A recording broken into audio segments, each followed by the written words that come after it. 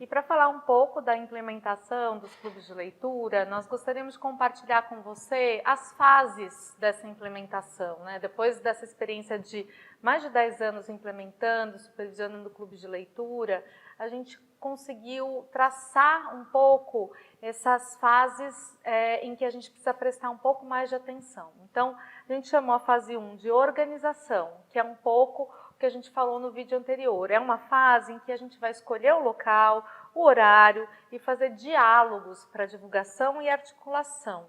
Esse foi um dos primeiros erros que a gente cometia no início da implementação dos clubes de leitura, que era não ter um espaço de tempo de 1 a 2 meses para consolidar esse projeto, essa proposta. A gente saía fazendo, e aí a gente percebia que os leitores não vinham, que tinha alguma falha de comunicação que gerava ruído. Então, a gente organizar, ter esses 2 meses de organização do primeiro encontro e de divulgação, de organização de flyer, de pensar as estratégias, é super importante. A segunda fase a gente chama de implementação, é aquele momento que a gente vai sensibilizar os participantes, conhecer o perfil desses participantes, perceber se a gente está com um grupo heterogêneo, se a gente está com um grupo bem homogêneo, se é um grupo que tem mais ou menos a mesma faixa etária, se é um grupo com faixa etária diversa. Então a gente vai experienciar e escutar bastante o que esse grupo tem para falar para a gente se conectar a esse grupo. Então, a gente considera que de 1 a 5 meses é um momento de implementação do clube de leitura. Depois disso, a gente vai para uma terceira fase que chama estruturação. Na estruturação, a gente começa a arriscar um pouquinho mais, ampliar a diversidade de indicações, fazer propostas mais desafiadoras para esse grupo que já tem uma relação de confiança com o mediador, com o espaço, com os outros integrantes do clube de leitura. E a mediação segue como eixo, mas há uma tendência a falar menos. Não significa que a gente vai ter dado aula nos 5 primeiros meses. Por favor, voltem lá no módulo mediação. Mas muitas vezes a gente precisa ler um pouco mais de trechos, fazer mais perguntas. E nessa fase, depois dos 5 meses, a gente vai passando a bola, como se a gente fosse quase uma maestrina ali, um maestro na condução daquele grupo, com menos intervenções do ponto de vista de perguntas e de leituras, porque aquele grupo já funciona coletivamente.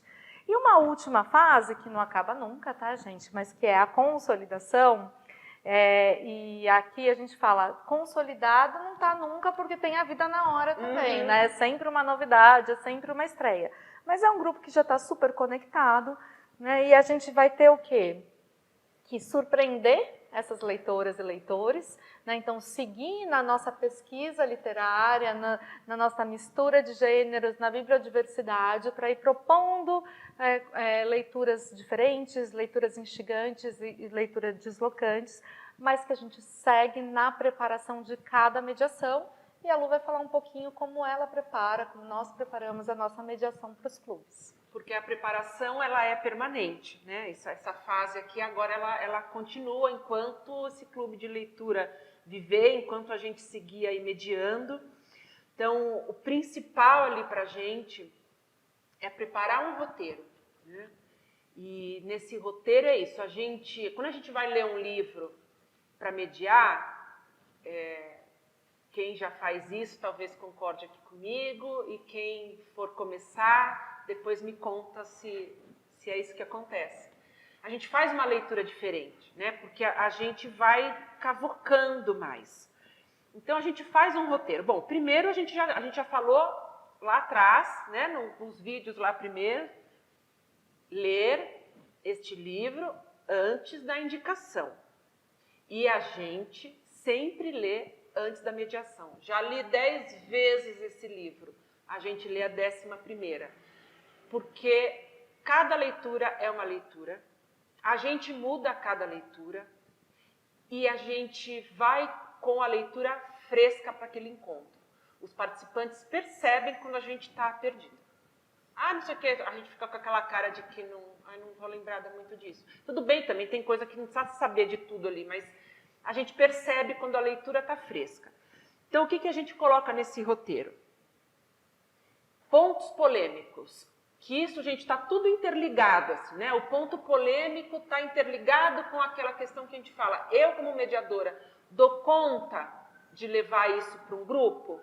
Então, um exemplo de um trechinho que a gente leu aqui, alguns vídeos atrás, da Aline Bay, O Peso do Pássaro Morto.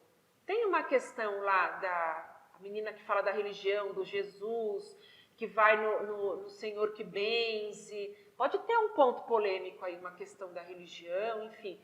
Dou conta de levar isso? Né? Então, esse, por exemplo, é um ponto que pode ser polêmico. Né? Pontos importantes para o diálogo. Outro trecho que a Janine leu aqui, o conto da Lígia Fagundes Telles.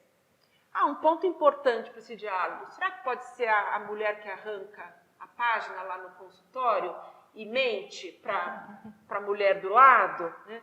Esse é um ponto que eu posso puxar. Elaborar perguntas disparadoras, perguntas que dão início à conversa, à rodada. E perguntas abertas. Então, em vez de eu chegar lá e perguntar: quem mais achou esse livro triste? Que eu já estou afirmando que para mim foi triste, pode não ter sido para um outro leitor. Então, por que eu simplesmente não pergunto qual foi a sensação que vocês tiveram ao terminar de ler esse livro? Essa é uma pergunta tão simples, né? E é isso, ela está aberta, vai poder falar quem ficou feliz, quem ficou triste, quem chorou, quem deu risada.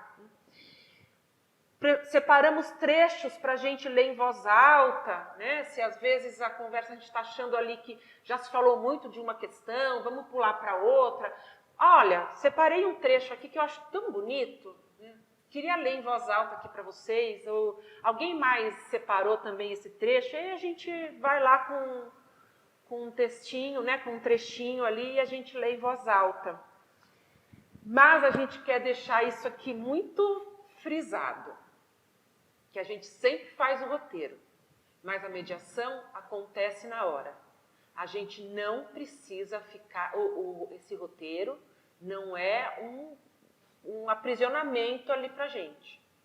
É para a gente usar com liberdade. Eu acho muito importante o roteiro, porque ele pode nos antecipar muitas coisas. Puxa, isso aqui pode surgir, isso aqui pode surgir. Já estou antecipando, a gente também não consegue antecipar tudo. Mas não é para ficar preso, né, Jean? Uma vez uma mediadora me ligou chorando que ela tinha feito um roteiro e não usou nada. Eu falei, mas como foi a discussão? Foi incrível. Então, tá tudo ótimo.